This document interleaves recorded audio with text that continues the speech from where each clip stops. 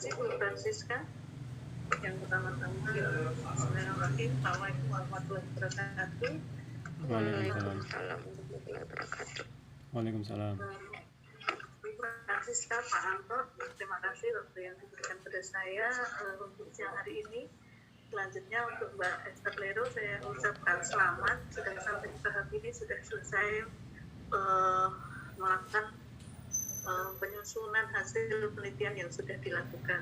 Ya, sudah hampir tinggal selesai, tahap-tahapnya hampir selesai. Oke, tetapi di sini saya akan sedikit memberikan masukan pada Mbak Esther mengenai hasil penelitian penyusunan draft penelitian seperti yang dilakukan. Sudah siap Mbak Esther? Sudah Bu.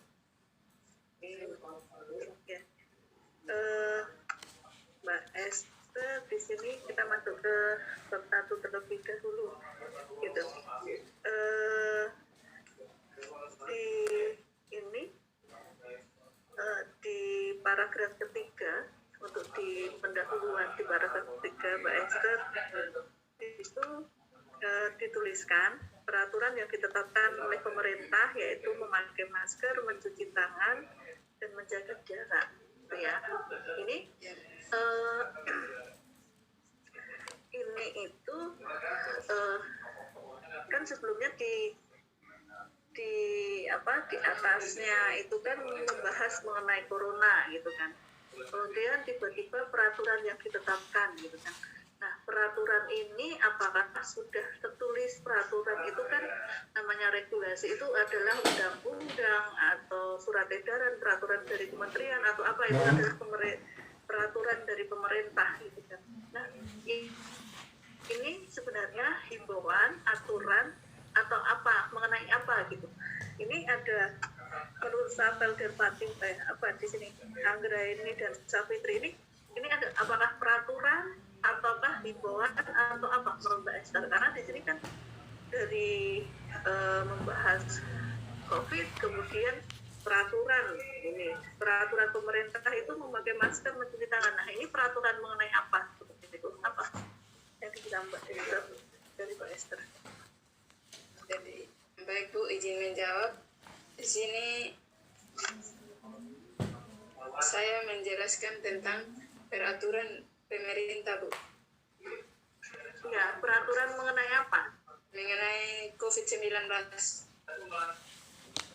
Mengenai pencegahan, kan peraturan itu macam-macam. Peraturan itu apakah mengenai pencegahan penyakit, ataukah tata laksananya, ataukah apa?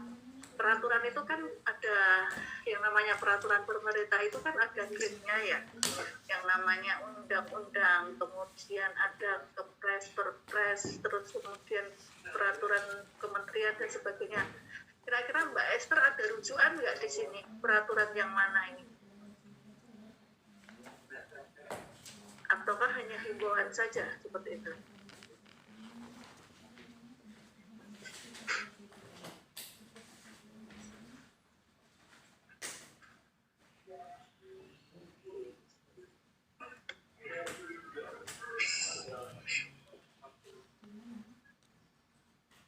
Gimana Mbak Esther?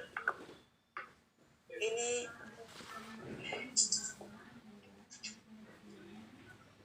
di sini tuh jangan menyebutkan referensi yang dirujuk gitu kan ya. Dari penelitiannya ini menyebutkan peraturannya seperti ini, tetapi jangan dari sana itu dari Anggraini dan Safitri itu dia mengatakan peraturan itu apakah peraturan ataukah himbauan atau apa? himbauan Bu. Ya, kalau himbauan atau peraturan itu kan berbeda gitu kan. Tapi ini apa peraturan gitu kan. Kalau peraturan yang mana sebenarnya jangan bisa merujuk di bab 2 ya. Di landasan teorinya itu kan ada jangan mengenai COVID-19. Nah, di situ dari Kemenkes yang mana? Di situ jangan disebutkan dari Kemenkes ada beberapa cara mencegah gitu kan. Nah itu mungkin bisa merujuk ke situ. Jadi tidak hanya peraturan seperti itu. Jadi rujukannya ke sana. Jadi dari Kementerian Kesehatan gitu kan. Jadi untuk cara pencegahannya itu dengan memakai masker, mencuci tangan dan menjaga jarak seperti itu. Jadi tidak hanya peraturan seperti itu. Kalau hanya peraturan itu kan tidak ada referensinya. Peraturan yang mana? Kan kalau ada peraturan itu kan harus nanti dituliskan peraturan nomor berapa, peraturannya apa gitu. Peraturan misalnya undang-undang nomor berapa tahun berapa tentang apa seperti itu. Kalau menulis peraturan pemerintah itu harus jelas tujuannya seperti itu biar nanti kita tidak keliru peraturan. Kemudian di halaman 2 Mbak Esther, di sini di alinea kedua ini kayaknya saya juga masih kata-katanya masih mengambang Mbak Esther, tentang pengetahuan masyarakat tentang protokol kesehatan sangat kurang, mulai dari kesadaran diri, karena gitu kan. Di sini kan sebenarnya kita akan mencari karenanya ini apa sih yang penyebab dari pengetahuan tentang protokol kesehatan itu gitu kan. Apakah karena ini penyebarannya yang baru, karena ini adalah penyakit yang pertama, baru awal penyakit, apakah ini penyakit yang pertama gitu kan, penyakit baru yang ditemukan gitu, kemudian sehingga masyarakat belum tahu gitu kan. Jadi ini malah dengan di sini karena kan adalah temuan kasus sampai belakangnya gitu kan. Jadi saya belum bisa menemukan kenapa sih penyebab kurang pengetahuannya masyarakat di sini. Ya, ini Mbak Esther. Nanti kira-kira pengetahuan masyarakat di sini masih kurang menurut data-data yang jenengan sebutkan ini dikarenakan apa? Kesimpulan dari data yang jenengan sebutkan ini. Karena ini dimulai dari China, kemudian menyebar ke Taiwan, Vietnam, dan beberapa negara, kemudian kejadiannya jenengan sebutkan ini, kira-kira menurut jenengan apa ini Mbak Esther? Kenapa pengetahuannya bisa berkurang?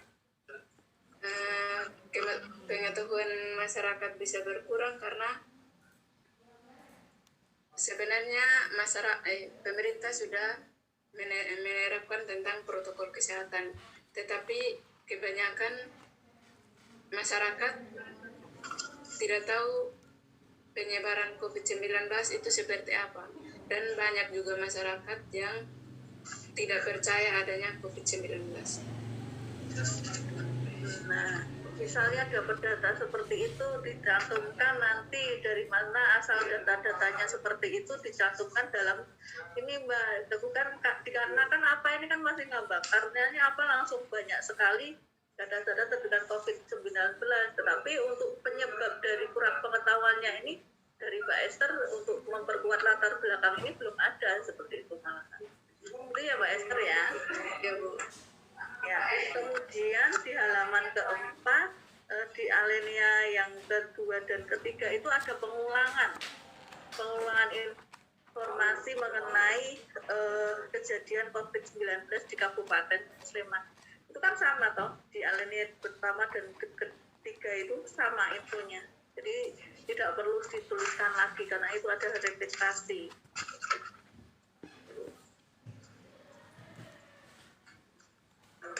Kemudian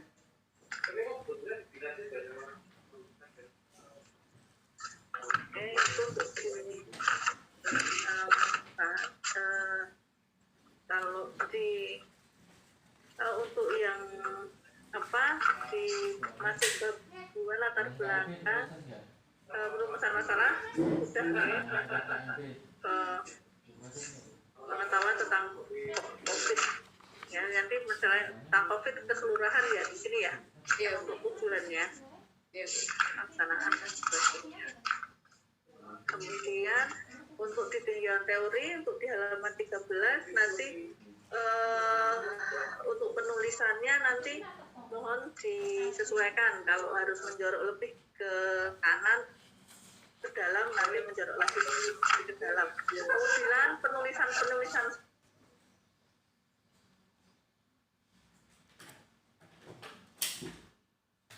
maksudnya Mbak Esther B faktor-faktor yang mempengaruhi, kemudian C-nya alat pengukur seperti itu. Nah, kemudian di C ini judulnya apa Mbak Esther? Cara mengukur pengetahuan gitu. Pengetahuan, Bu. Oke. Kira-kira menurut Mbak Esther, apa saja cara yang untuk mengukur pengetahuan itu apa saja? Cara mengukur Dengan cara apa untuk pengetahuan itu bisa diukur?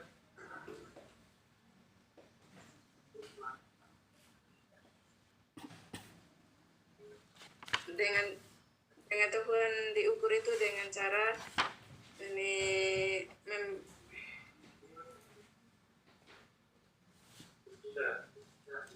Nah, dengan cara diapakan untuk melihat kita kalau kita ingin tahu gitu kan, ingin tahu seseorang dia itu tahu atau tidak, itu caranya dengan apa?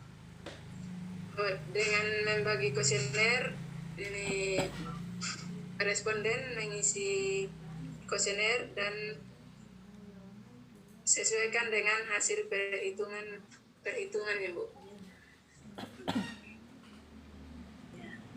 Itu adalah salah satu model dengan medianya gitu kan, dengan kuesioner gitu kan, media cara pengukurannya. Untuk mengetahuinya dengan cara seperti apa Mbak Esther? Bertanya gitu kan ya. Ya.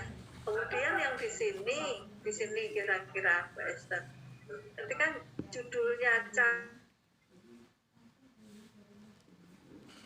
mengukur pengetahuan interpretasi skala kualitatif menurut Harry Potter, kira-kira sesuai nggak?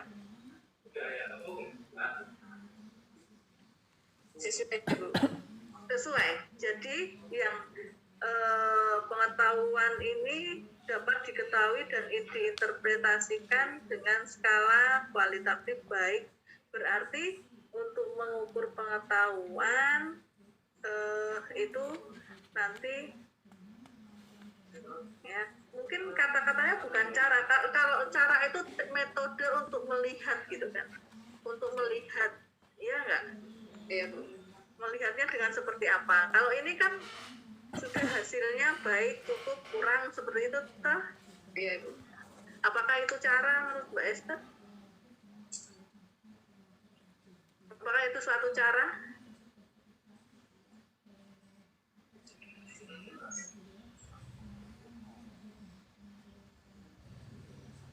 Iya Bu.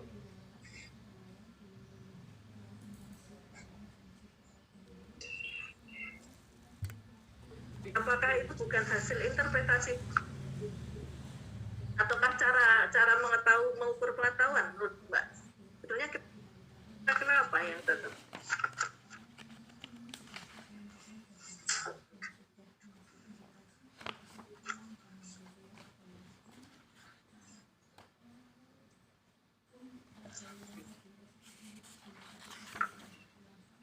Nanti dilihat lagi ya, kalau saya kok nggak pas kalau cara mengukur pengetahuan. Nih Mbak, kemudian di halaman 24 ini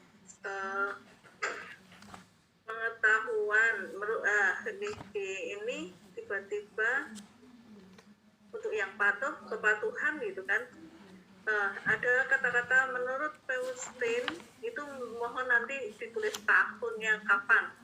Kalaupun nanti tidak dapat, ini kan di belakang ada fathul, berarti Peustin itu dengan ambil dari fathul seperti itu atau gimana? Iya Bu. Ya, berarti kan menurut Peustin dalam fathul 2019 seperti itu ya? Iya Bu. Ya.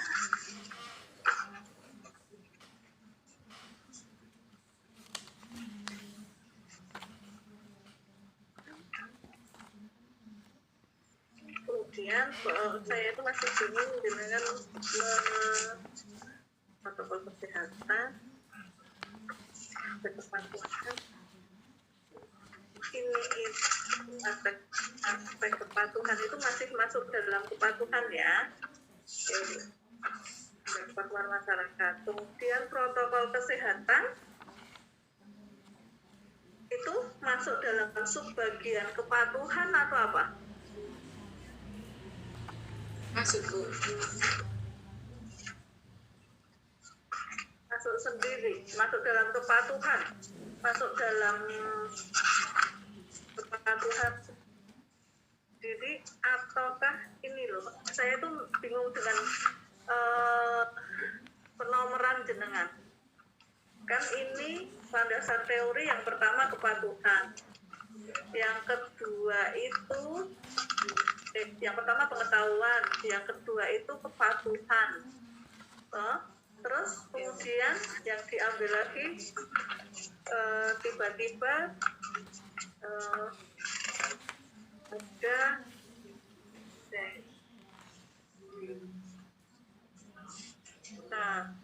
ada tinjauan umum tentang COVID, tiba-tiba muncul itu. Kemudian tiba-tiba muncul protokol kesehatan. Protokol kesehatan itu berarti masuk bagian dari di bawahnya pengetahuan atau gimana? Di bawahnya kepatuhan. Untuk utama landasan teori yang dengan pakai itu apa saja sih sebenarnya? Landasan teori yang saya pakai ada pengetahuan, kepatuhan protokol kesehatan, sama COVID-19. Nah, berarti pengetahuan nomor 1, toh? Iya. Nomor kedua pengetahuan, kepatuhan. Kepatuhan. Ya, yang seharusnya yang ketiga apa? COVID-19, Bu. Iya, harusnya ketiga COVID-19. COVID-19 menurut jenengan masuk di mana? Nomor 3 kah? Atau nomor berapa? Di mana nomor 3-nya?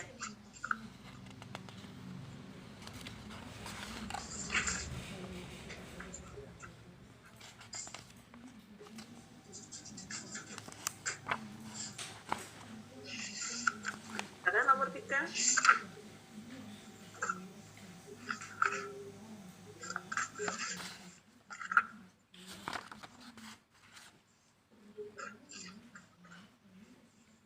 Tidak ada nomor 3, tidak ada nomor 4, tiba-tiba di belakang ada nomor 5, hubungan antar variabel itu. Nanti diperbaiki ya penomorannya ya.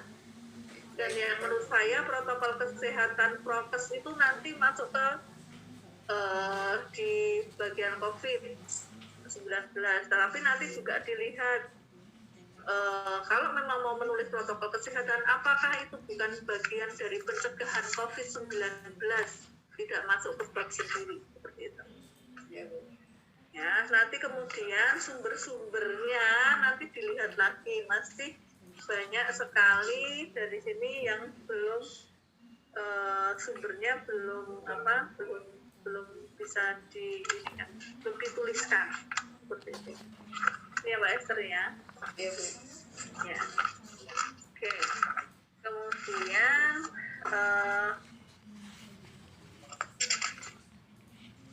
untuk kerangka konsepnya ini kan di kerangka teori muncul ke kerangka konsep itu kan banyak sekali faktor-faktor yang mempengaruhi tentang pengetahuan dan kepatuhan gitu kan. Menurut Mbak Esther bagaimana kan ada faktor pengganggu, ada maksudnya faktor-faktor yang mempengaruhi. Nah, ini kan tadi sudah dibuat gitu kan. Nah, kira-kira Mbak Esther, saya mau dengar Mbak Esther ceritakan jalannya penelitian yang Mbak Esther lakukan dari awal. Mbak Esther bisa cerita nggak sampai terbentuk data itu, Mbak Esther bagaimana cara menelitinya? Bisa, Bu. Baik, Bu. Yang pertama, ini saya urus surat penelitian dari kampus. Setelah saya diberikan surat penelitian dari kampus, saya mengantar surat penelitian dari kampus ke Kelurahan Catur Tunggal. Dari Kelurahan Catur Tunggal saya diberikan surat izin untuk ke Padukan Tambak Bayan. Surat izin dari Kelurahan Catur Tunggal saya antar ke Paduku. Setelah saya sudah diberi izin dari Paduku, saya mengantar juga ke Pak RW 04. Setelah itu saya melakukan penelitian dengan meminta nama-nama dari Pak RW 04. Nama-nama yang dikasih dari Pak RW 04 saya undi, jadi yang keluar dari hasil undian saya melakukan penelitian. Sebentar Mbak Esther, dari tadi minta nama-nama dari siapa? Pak RW Bu. Pak RW. Dari Pak RW itu apakah muncul nama semua? Berapa nama yang diberikan Pak RW? Dikasih 200 lebih Bu. 200 lebih berapa? Ini penelitian loh Mbak Esther. 225. Saya minta 225 sesuai dengan data yang saya ambil. Sebentar. Jenengan minta data 225. Iya. Ataukah data yang diberikan Pak RW itu sebanyak 225? Data yang diberikan Pak RW itu 225 Bu. Data yang diberikan Pak RW 225. Ya. Itu menurut apa? Kenapa 225 itu dari mana? Saya meminta 225 nama-nama dari Pak RW ini karena cara memintanya gimana? Mbak Esther bilang, saya Pak RW-nya, misalnya saya Pak RW-nya. Mbak Esther meminta saya pencari Pak RW, bilangnya gimana Mbak Esther? Yang pertama saya berikan salam kepada RW, kepada ketua RW. Setelah itu saya bilang, permisi Pak, ini saya mahasiswa penelitian dari Stikes Wirausaha Yogyakarta. Kemarin saya sudah antar surat izin ke Pak Duku dan Pak Duku sudah memberikan izin untuk melakukan penelitian di RW 04. Jadi di RW 04 ini saya melakukan penelitian. Saya boleh tidak untuk minta nama-nama responden, nama-nama masyarakat di RW 04. Terus Pak RW bilang boleh, tapi nama-nama yang diberikan itu banyak Bu, sesuai, tapi saya pilih sesuai umurnya Bu. Dipilih sesuai umur. Ya Bu. Ya. Data nama itu tadi yang diberikan berapa tadi Mbak? Banyak banget ya. Iya. Nah, terus dipilih sesuai umur. Sesuai apa? Sesuai apa yang dipilih? Sesuai umur responden Bu. Hanya umur saja.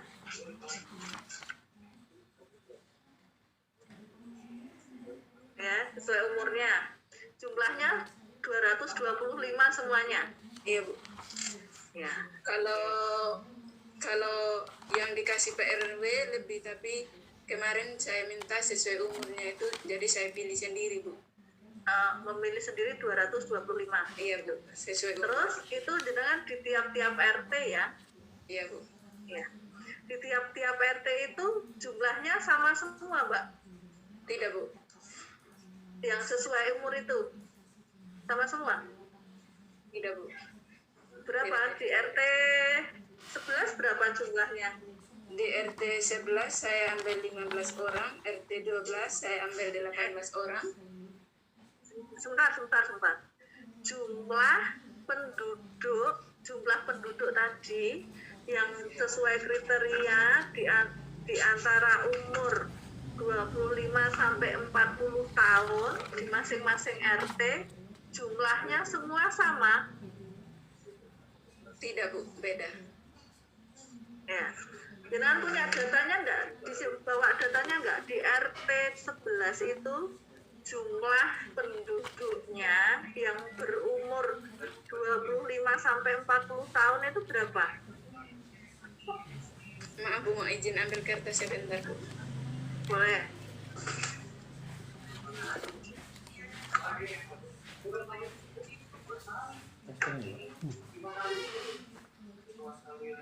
Bisa sekarang ketuanya.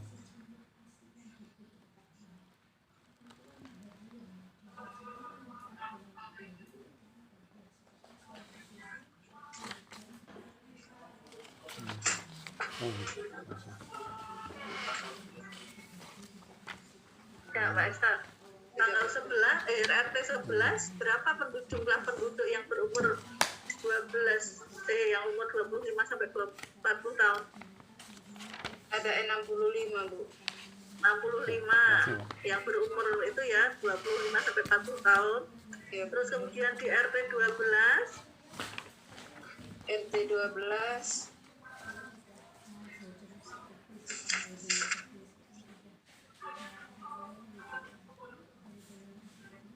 ada 35, Bu. 35. Terus RT 14 13 RT 13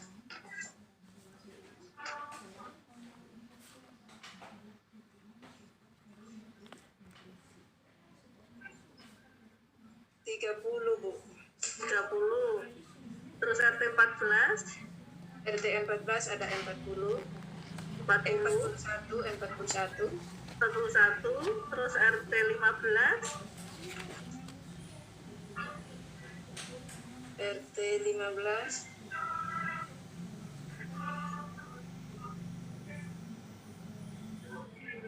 ada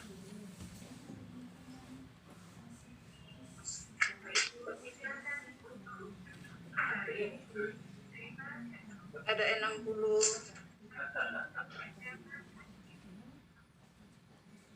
60 berapa? 66, Bu. 66. Berarti jumlah berapa itu? 237. Nah, populasinya.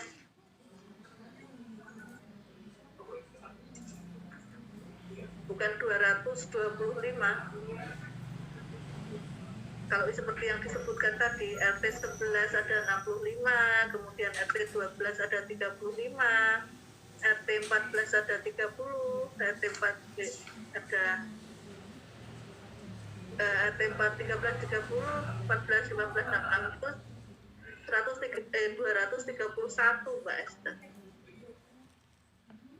Seperti itu. Ya. Jadi nanti dilihat nanti populasi yang N jenengan ini 225 itu dari mana? 225 itu kemarin saya minta data dari Pak RW. Saya minta jumlah responden, jumlah masyarakat yang berumur 25 tahun sampai 40 tahun itu dari Pak RW bilang ada 225 responden. Itu waktu pembuat proposal ya? Ya. Tetapi ketika menggunakan penelitian ini gitu, dapatnya ini atau gimana? Berarti kan kalau yang jenengan bilang sama ini kan beda hitungannya. Kan harus sama. Ini waktu proposal yang Pak RW kasih, Bu. Nah, kalau ini kan sudah hasil penelitian kan, bukan proposal lagi kan, Mbak? Ya, Bu. Ya, kemudian nanti kan juga dalam saya juga herannya ini, ketika dengan menyebutkan di sini saya juga heran, ketika di setiap RT itu ada perbedaan jumlah umur, populasi umur di setiap RT itu, tapi ketika jenengan membuat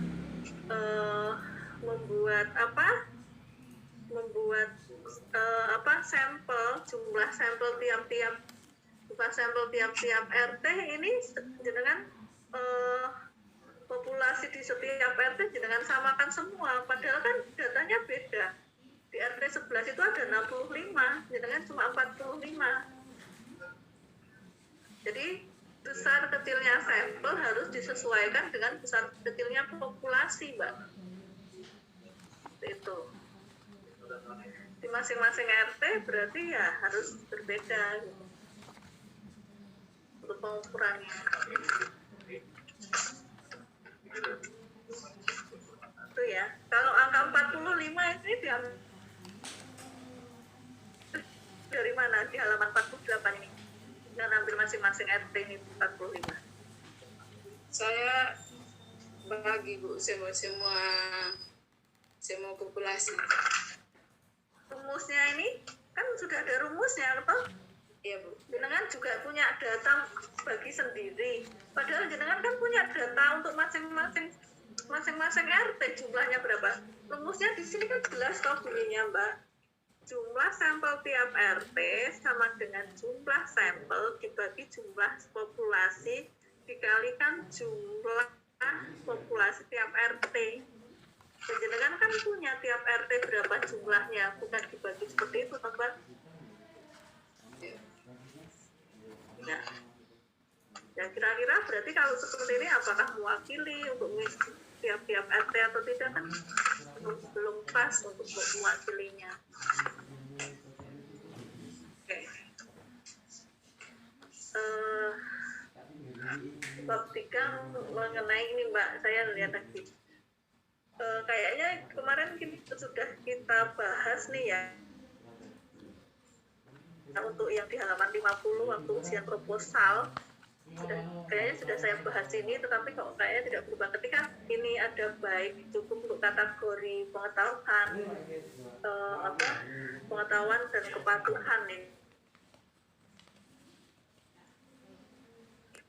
Padahal kan tadi cara pengukurannya ada kriteria baik cukup kurang.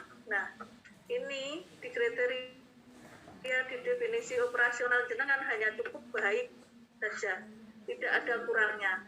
Tetapi ketika nanti ada kurang, hasil kurang, jenengan mau meletakkannya berarti tidak sesuai dengan teori. Ini dasarnya apa? Untuk membuat kriteria cukup dan baik saja. Padahal di tinjauan teori itu kriterianya ada baik, cukup, dan kurang. Mbak Esther ngambil ini hanya kategorinya cukup dan baik, itu sesuai apa?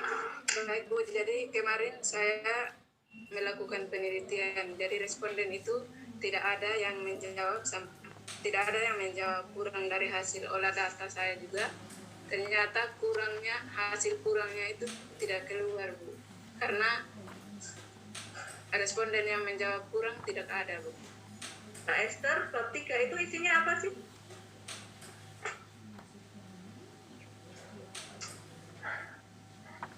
Ya, Bu. Metode penelitian, jadi rancangan penelitian. Ketika nanti sebenarnya Mbak Esther itu nanti ada yang pengetahuannya kurang, jenengan masukkan kemana? Kalau di rancangannya tidak muncul, kan ini kan baru rancangan penelitian toh, di bab 3 itu belum hasil kan? Ya. Nah kalau rancangan di bab 3 itu kan harus memfasilitasi kira-kira nanti hasilnya, kita memprediksi kemungkinan yang akan terjadi nanti. Kalau terjadi kurang, nanti yang masuk berarti nanti tidak ada kurang ya, cuma baik saja yang tidak bisa menjawab, misalnya tidak bisa menjawab di sana, tidak ada yang kurang karena di Mbak Esther saya tidak sesuai dengan kalau saya ini, karena tidak sesuai dengan tinjauan teori lagi. Di Mbak Esther itu yang menjawab pertanyaan yang tidak bisa menjawab, yang salah dia tidak bisa menjawab pun, semua tidak bisa menjawab. Mbak Esther memberi kuesioner kan nih ya, gitu kan, memberi kuesioner di sini. Ketika jawabannya salah semua, di Mbak Esther itu kan nilainya salah itu kan 1. Ketika dia menjawab salah semua, itu kan nilainya di sini salah itu 1 gitu kan ya. Salah semua, ketika nanti kok kebetulan ada yang salah semua gitu Mbak Esther, itu nanti diletakkan di mana?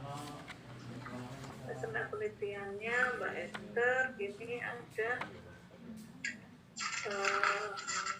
pertanyaannya ada 24 nih ya.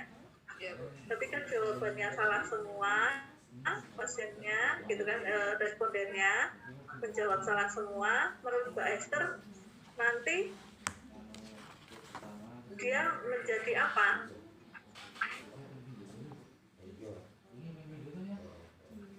cukup Bu. Hah? Salah semua ini dia itu nilainya ketika jawabannya salah semua kan nilainya nanti ada 24, betul Mbak? Iya Bu. Ketika dia tidak tahu apa-apa dan jawabannya salah semua, berarti tingkat pengetahuannya cukup gitu ya? Iya Bu. Ya. Padahal dia nggak tahu loh, Mbak Esther. Nggak ngerti, salah semua itu. Kira-kira kalau salah semua, menurut Mbak Esther cukup. Padahal di sini di Ariyono itu ada yang namanya kurang, cukup, dan baik ya. Kira-kira gimana? Kalau dia salah semua juga cukup menurut Mbak Esther.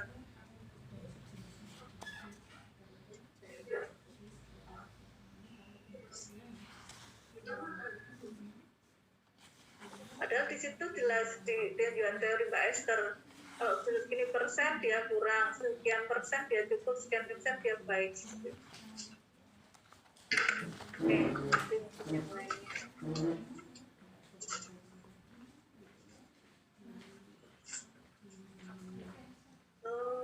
Kemudian Mbak Esther, saya mau tanya, kuesioner yang sudah yang jenengan pakai itu sudah diuji validitas dan rehabilitasnya belum? Sudah Ibu. Ya? Sudah Bu. Sudah. Yang uji siapa? Saya sendiri Bu. Hasilnya mana? Hasilnya di lampiran Bu. Saya nggak sempat juga baca lampiran. Coba jelaskan. Jadi kemarin saya sudah uji valid, ada pertanyaan pengetahuan, itu awalnya 28 pertanyaan. Setelah saya uji valid, ternyata yang valid hanya 24. Jadi yang 4 pertanyaan yang 4 itu saya buang, yang saya pakai untuk lanjutkan penelitian itu 24 nomor. Dan data kuesioner dikatakan valid jika R hitung lebih besar dari R tabel.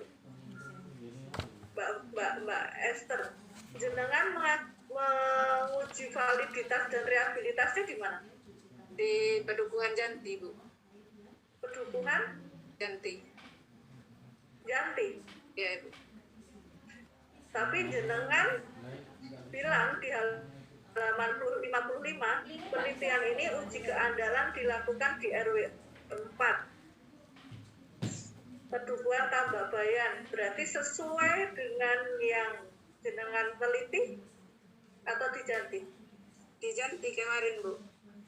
Nah ini tulisannya di sini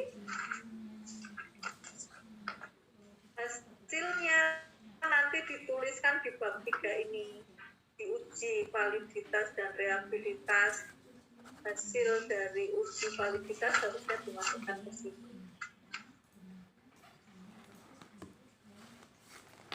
Ya.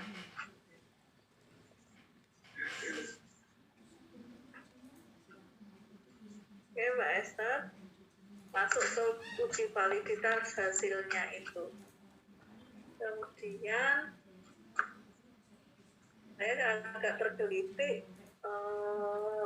kata-kata Mbak Esther di halaman 60. Nah, masalah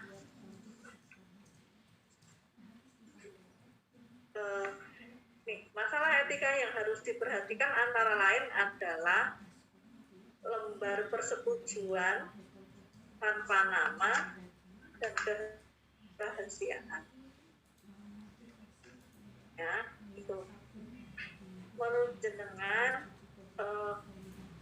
bagaimana ini? Gitu. Kenapa ini sangat penting gitu? Karena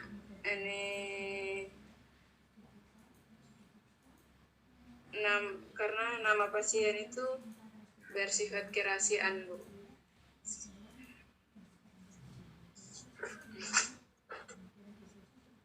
Nanti juga dijelaskan bagaimana Mbak Esther itu mengambil lembar persetujuan, karena ini bukan proposal ya, ini sudah laporan bagaimana meminta inform concern. Kemudian yang Mbak Esther lakukan, Mbak Esther cara menjaga kerahasiaan dari penelitian ini bagaimana Mbak Esther?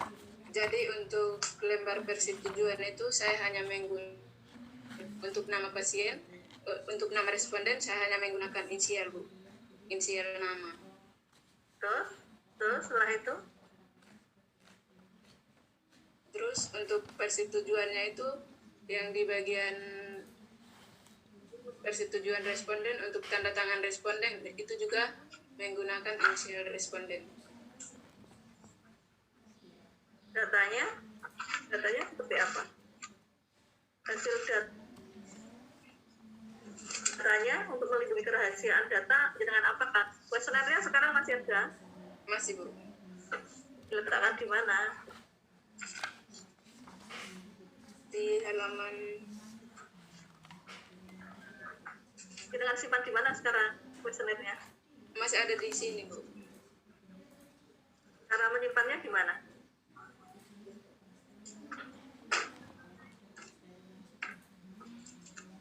Untuk kuesioner yang sudah diisi Bu. Iya. Saya simpan di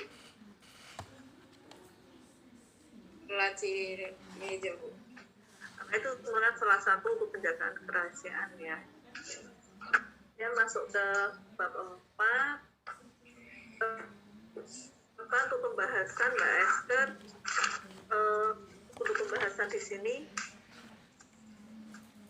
kalau menurut saya masih sedikit sekali pembahasan yang jenengan bahas Mbak Esther. Ini hanya untuk pengetahuan itu hanya 1,5 halaman. Padahal di situ kan banyak sekali faktor-faktor yang faktor-faktor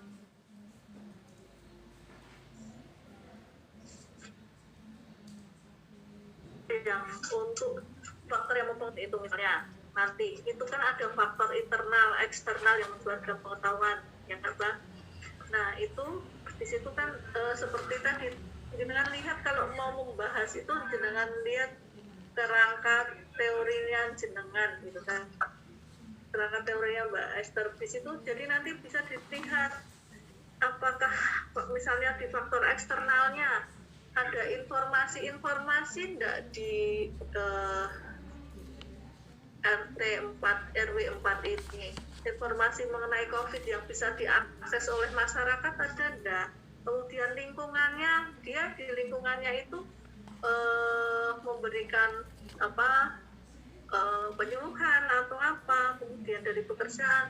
Nah ini kan banyak sekali toh, jadi nanti bisa dilihat, mungkin dibandingkan tadi pekerjaannya dari hasilnya, pekerjaannya apa, tingkat pendidikannya di sini paling banyak sarjana, kemudian paling banyak SMA, kemudian SD, kemudian sarjana baru SD, seperti itu. Kemudian pekerjaannya mungkin juga berpengaruh, gitu kan, terhadap tingkat pengetahuannya, harus seperti itu. Jadi nanti bisa dilihat dari sana. Kemudian juga kepatuhan ini, apakah dari lingkungan itu menyediakan fasilitas kesehatan untuk pencegahan, misalnya tadi dilihat di tinjauan teori, ada nggak alat cuci tangan, ada nggak pembatasan jarak, ada nggak informasi untuk pencegahan memakai masker dan sebagainya, itu juga bisa dilihat. Kemudian juga ada faktor penguat, bagaimana dengan Pak RT-nya, meminta enggak, membatasi enggak, seperti itu. Mungkin itu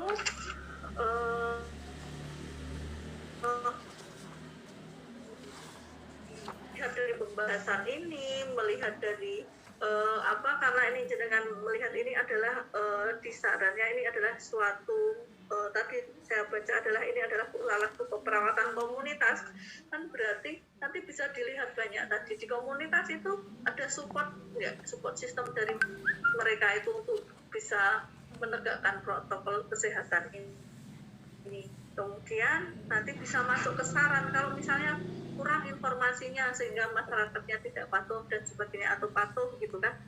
Nah ini mungkin bisa menjadi saran yang kurang kalau sudah ada, jadi kemungkinan untuk ditingkatkan atau yang kurang apa ditambahi. Mungkin itu Bu Francisca, mohon maaf.